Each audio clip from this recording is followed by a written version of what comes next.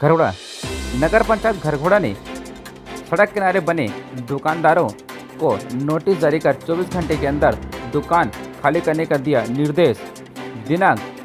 9 जून 2021 घरघोड़ा के सड़क के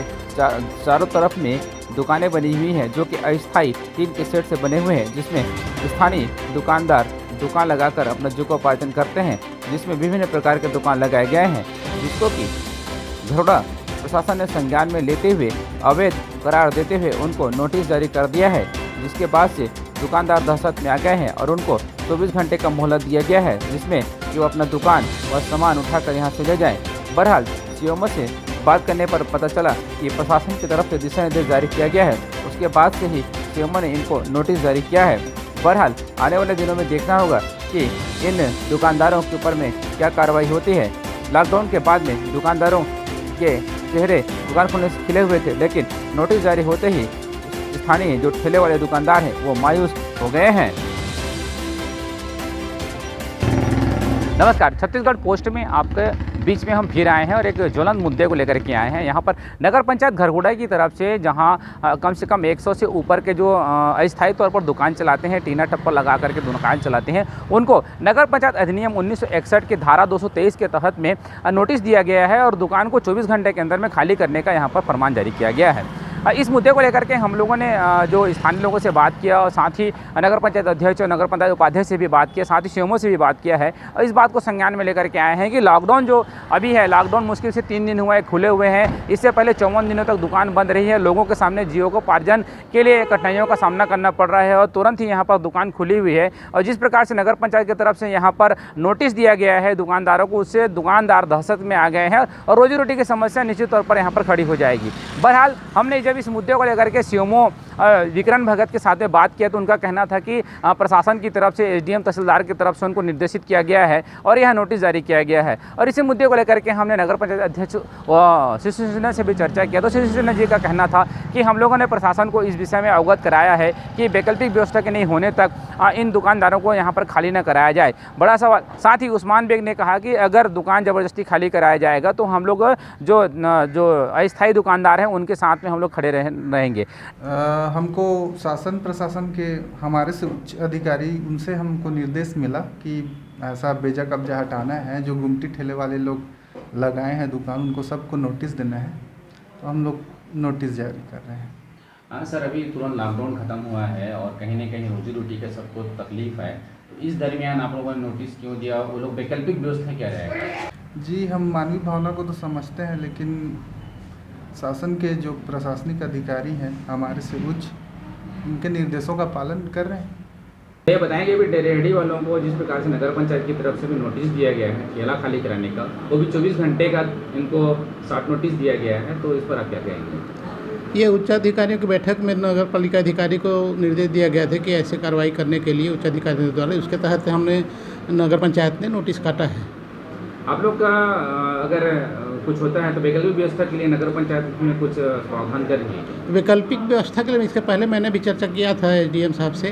कि जितने यहाँ घरघोड़ा में रेडी वाले हैं, ठेले वाले हैं, उनके लिए एक व्यवस्थित बाजार बनाया जाए। उस पर भी पहले लॉकडाउन के पहले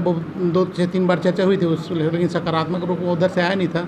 लेकिन हमारा फिर से मांग रहेगा शासन से, प्रशासन से कि इनके लिए व्यवस्था किया जाए, उसके बाद हटाने की प्रक्रिया जो भी वो शासन अगर चाहते हैं। लेकिन मेरे विचार में अभी कोरोना की महामारी के दौर के बाद जैसी भी स्थिति निर्मित हुई है सभी लोगों के लिए, ऐसा अगर उठाने अगर प्रशासन अगर ज़्यादा कड़ाई करती है तो हम ठेले रेहड़ी वालों के साथ रहेंगे। भैया, व्यक्तिगत रूप से आप एक राष्ट्रीय पार्टी से जुड़े हुए हैं और जिस प्रकार से रेहड़ी वाले यहाँ पे लॉकडाउन लगा था, लॉकडाउन के जस्ट बाद तुरंत दुकान खुला है और इस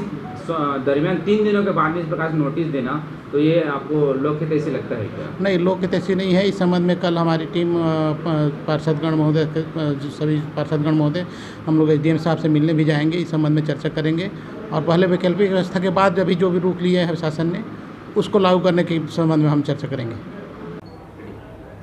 उस्मान जी बताएंगे, अभी जो नगर में ठेला और रेहड़ी वाले जिनको उनको नोटिस जारी किया गया है, तो इसका वैकल्पिक व्यवस्था क्या होगा और आपका क्या राय है इसमें? देखिए, मेरा राय इस मसले पर यह है कि मैं जितने भी नगर पंचायत अंतर्गत छोटे दुकानदार हैं, गुमटी वाले हैं, ठेले वाले हैं, मैं इन सभी के साथ हूँ। वर्तमान परिस्थितियों में चूँकि कोरोना का काल रहा है, वर्तमान स्थिति को देखा जाए तो, और लोग अभी बीमारी से ठीक तरीके से उब नहीं पाए थे, और नगर पंचायत की आड़ में जिस प्रकार ने स्थानीय प्रशासन की तरफ से माननीय तहसीलदार साहब के निर्देश पर माननीय सीएमओ साहब ने जो नोटिस छोटे दुकानदारों को जारी किया है, मैं इसके खिलाफत हूँ। और मैं उन दुकानदारों को और समस्त लोगों को यह निश्चित उनको बोलना चाहता हूँ कि किसी प्रकार का कोई दिक्कत किसी को नहीं होने दिया जाएगा। नगर पंचायत की तरफ से नगर पंचायत के समस्त पार्षदगण नगर के छोटे दुकानदारों के साथ रहेंगे। अगर इन केस अगर उनके ऊपर में कोई कार्रवाई होती है तो नगर पंचायत की वैकल्पिक व्यवस्था क्या हो सकता है? देखिए, माननीय अध्यक्ष जी ने भी इससे पहले बोला है आपको, सीएमओ साहब ने भी नोटिस जिस प्रकार से जारी किया, समस्त पार्षदों ने हमने एक बैठक आयोजित की थी इस विषय को लेकर कुछ पार्षदों के द्वारा, और हम लोगों द्वारा इस बात को रखी गई कि सबसे पहले स्थानीय प्रशासन द्वारा अगर इन दुकानदारों को, छोटे दुकानदारों को वहाँ पर हटाने का प्रयास किया जाता है तो स्थानीय प्रशासन से पहला सवाल हमारा ये रहेगा कि आप पहले वैकल्पिक व्यवस्था बनाइए, उसके बाद इनको आप उठाइए। और अन्यथा किसी प्रकार का अगर प्रशासन के द्वारा किसी प्रकार का एक्शन लिया जाता है तो मैं स्वयं वहाँ पर उपस्थित रहूँगा और प्रशासन को किसी प्रकार का, किसी भी गरीब को, किसी भी मजदूर को, किसी भी ठेले वाले को, रेहड़ी वालों को तकलीफ आने नहीं दूंगा। इसके लिए मैं खुद बैठा हूँ, और किसी भी प्रकार का अगर अत्याचार इन गरीब दुकानदारों के खिलाफ होगा तो मैं उस प्रशासन के अधिकारी के खिलाफ ऊपर तक जाऊँगा। भैया बताएंगे कि अभी जो रेहड़ी वालों को नोटिस जारी किया गया प्रशासन की तरफ से, इस पर आप क्या कहेंगे? मेरा ये कहना है, मैं बेजा कब्जा का पक्षधर नहीं हूँ, लेकिन मेरा एक ही चीज़ कहना है कि बेजा कब्जा हटाना है तो पहले उन रसूखदारों का बेजा कब्जा हटाएं जो कि बड़े बड़े जगहों पर बड़ी बड़ी दुकानें बनाकर बेजा कब्जा किए हुए हैं, उनको पहले बेजा कब्जा उनका हटाएं, उसके बाद गरीबों को परेशान करें। आज गरीब यदि छोटा छोटा पान ठेला गुमटी लगा के कोई उसको पट्टा नहीं मिल रहा है उस ज़मीन का, वो यदि अपना जीविकोपार्जन कर रहा है तो ये प्रशासन की गलत नीति है कि उस बेजा कब्जा बोल के उनको हटाना। क्या प्रशासन को इस पर क्या वैकल्पिक व्यवस्था करना चाहिए भैया? प्रशासन को इसमें एक वैकल्पिक व्यवस्था ये करनी चाहिए कि जो भी गरीब वर्ग हैं, जो भी ठेला गुमटी लगा के अपने जीविकोपार्जन कर रहे हैं, उनके लिए एक जगह निश्चित फिक्स करे वो, और उनको एक जगह निर्धारित करके उनको जगह अलॉट कर दे प्रशासन, ताकि वो भी अपने परिवार का भरण पोषण कर सकें। लेकिन बड़ा सवाल यहाँ पर यह है कि जिस प्रकार से यहाँ पर कई सालों से लोग दुकान चला रहे हैं, ठेला लगाकर दुकान चला रहे हैं, रेहड़ी लगाकर दुकान चला रहे हैं, स्थायी दुकान उनका बना नहीं है और बावजूद जीविकोपार्जन यहाँ पर चला रहे हैं, तो प्रशासन की तरफ से लॉकडाउन के जस्ट बाद में नोटिस देना एक सवालिया निशान और संदेह को जरूर यहाँ पर जन्म देता है। बहरहाल हमने प्रशासनिक अमला, SDM और तहसीलदार से इस विषय में बात नहीं कर पाई क्योंकि अब 5 बजे के बाद में हम ऑफिस में नहीं मिले हैं, लेकिन हम स्थानीय लोगों से भी बात किया, साथ ही हमारा भी एक मत है और हम भी चाहते हैं कि जिस प्रकार से यहाँ पे दुकानदार लॉकडाउन झेल रहे हैं, विगत 2020 हो चाहे 2021 हो, इसमें पूरे लॉकडाउन का पीरियड रहा है और रोजी रोटी की समस्या यहाँ पर खड़ी हो रही है। और जिस प्रकार से यहाँ पर दुकानदारों को नोटिस जारी किया है, निश्चित तौर पर वो दहशत में आ गए हैं। और एक सवाल यहाँ पर स्थायी रूप से जो यहाँ पर दुकान चला रहे हैं और उनके द्वारा में जो दुकान बढ़ाया गया है उनको नोटिस जारी नहीं किया गया है। यह तो एक सवाल बनता है कि अगर स्थायी दुकानदार हैं और स्थायी दुकानदारों को जितना ज़मीन यहाँ पर अलॉट है और विधिवत दुकान चला रहे हैं, वो भी तो यहाँ पर दुकान को बढ़ा करके चला रहे हैं, तो उनको नोटिस जारी नहीं किया गया है। और इस विषय को लेकर के